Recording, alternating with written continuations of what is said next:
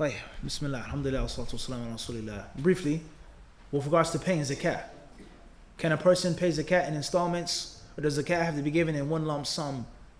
And what's the minimum, what's the nisab of zakatul mal? As far as the first part of the question, then once the zakat is due, it has to be paid. It has to be paid. So the only time that you'll have, or the only ability to give it in installments would be if you pay it early or if you paid late. As far as on time, you have to pay on time. If you paid early, I know I'm going to have enough money for zakat, inshallah. I have the money clearly in the bank. All my expenses are paid. It's only 1 more month left or 2 months left. I'm in the 10th month. I know I'm going to pay it. So let me start paying it early. Then I can branch it off. Or brothers in town, or something is going on as an emergency, so let me give it early ahead of time. That's one scenario. As far as delaying the zakat, then that should not be done unless it's a necessity or unless it's a tremendous wisdom. Some of the ulama mentioned the permissibility of holding one's zakat for a great time of need. But that can, you may fall into holding, you may fall into kens. So therefore the zakat should not be paid in installments. The zakat should be paid as soon as it's due.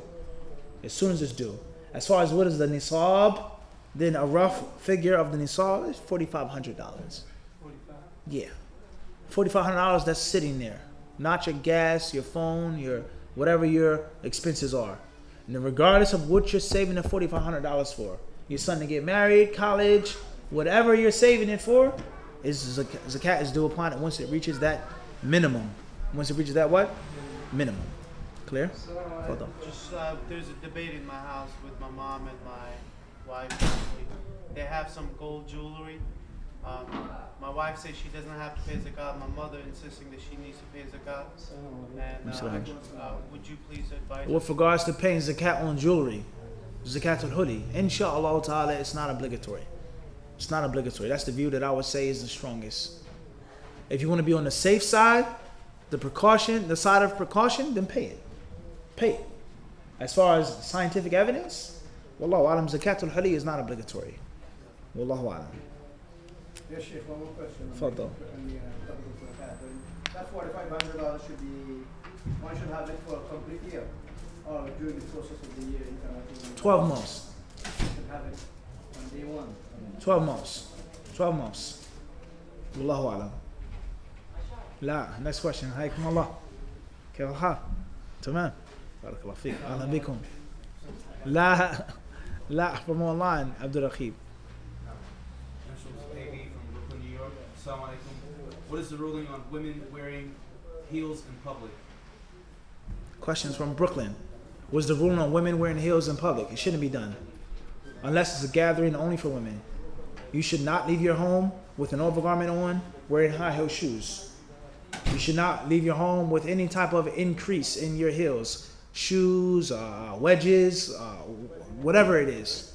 The best shoe for a Muslim woman to wear when she leaves her home is that which is flat. Then of course, it doesn't have to be a hardship in which it's bare flat on the concrete. If she has some type of sole on a sneaker or some type of padding, but it should not be an increased arch. That should not be done. That should be avoided. And many people, they may say it's haram. Haram for a woman to wear high heel shoes outside of her home. For obvious reasons. High heel shoes make noise. It causes a woman to walk a certain way. It causes and alters her posture and her standing, her body in a certain way. It should not be done. Should not be done. A woman should not leave her home wearing high heel shoes, even with an overgarment on. Wallahu alam. Initials OA from Riyadh, Kingdom of Saudi Arabia. May Allah bless you. How would you order the 6 books of a hadith? Also, what other hadith books are absolutely essential? Lastly, what are those pages on the table? But maybe this will be our last question, depending on how much time. We'll run out of time, unfortunately. How would you order the 6 books of hadith together? You have to have a way of ordering them. Those which are most authentic, those which are the largest, those which are the most well-rounded, pound for pound, beneficial, those whose authors died the earliest. There has to be a way of ordering them. As far as those which are most authentic, then Sahih Bukhari, inshallah. As far as those who are, or those which are most beneficial, pound for pound, then many say Jami' at-Tirmidhi. And some may say Al-Jami' Sahih Bukhari as well. As far as just fawaid yani. But Tirmidhi, the style of it is more well-rounded. Which book is organized the best?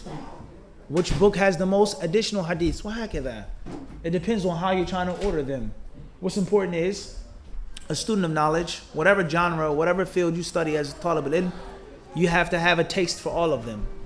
And you have to have general knowledge of all of them and ability to go into all of them. As far as the talib al-hadith, you have to have much more. And you should have a memory of many of those hadiths.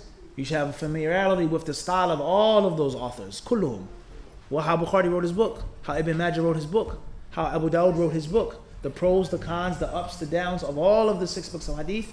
And if you're a self-respecting student of knowledge, your nose should be very familiar to those pages on a daily basis. Even if you're not studying Abu Dawud systematically, read it for 20 minutes, for 10 minutes. Open up, read a random hadith in Musnad Ahmed or whatever book of hadith it may be. As far as what books are essential, as we've just said, Musnad Ahmed, from the most essential books of hadith. Muwatta Malik, no doubt about that. And then we have the smaller books, the books that have been taken from the larger works. The summarized books like Bulugh al-Maram, extremely important. Riyadh al-Salihin, extremely important. Okay? Lu'lu' Marjan, extremely important for a student of knowledge and a student of hadith on a daily basis. As far as the pages on my desk, what are they? Then this is a dictionary. It's an old-fashioned dictionary. It's missing the cover.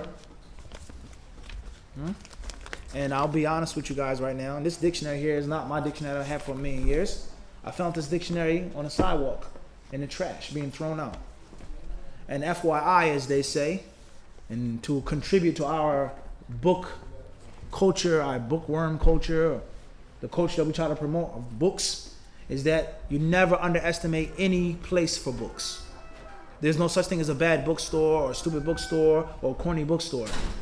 Every place that has books, you never know what you'll find in that bookstore. It could be in a gas station, it could be in the airport, it could be in a place that's totally commercial, Barnes and Nobles.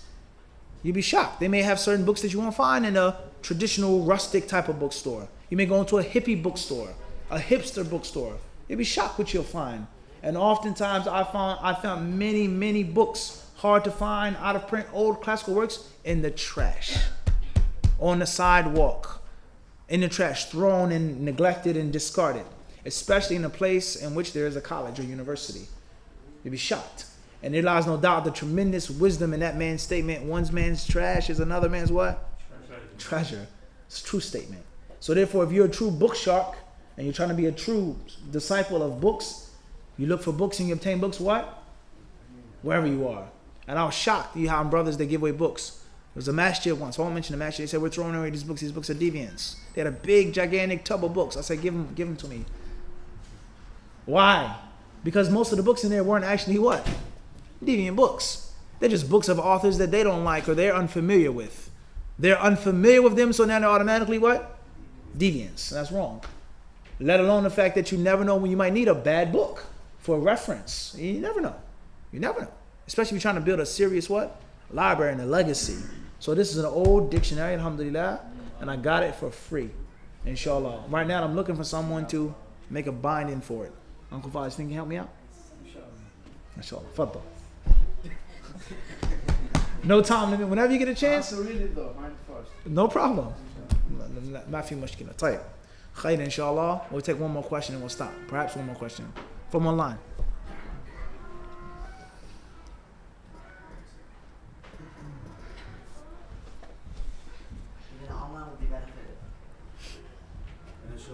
J.A. from Philadelphia, Pennsylvania. Assalamu alaikum. When making itikaf, do I have to stay in the masjid once Maghrib comes in? Or can I make intentions to make it after or a little before Isha? With regards to making itikaf, do I have to go to the masjid when Maghrib comes in? Before Maghrib or a little bit after Isha, etc.? There are 2 levels. We have itikaf, which is premium. And then we have itikaf, which is basic. The premium itikaf is to go into the masjid before the sun sets. Or when the sun sets. The day is now over, the night has begun. And depending on how many days you plan on staying, don't leave until the day is what? Or the night is what? Over and it's daytime. As far as the basic itikaf, you can make itikaf on any level or any scale. You can make itikaf for 2 hours. Make itikaf for 6 hours. depending on your schedule, what you have the ability to do. Everyone understand this? Depending on what you have the ability to do. Wallahu a'lam. Sallallahu sallam wa barak ala abdihi wa rasulihi nabina wa imamina Muhammad.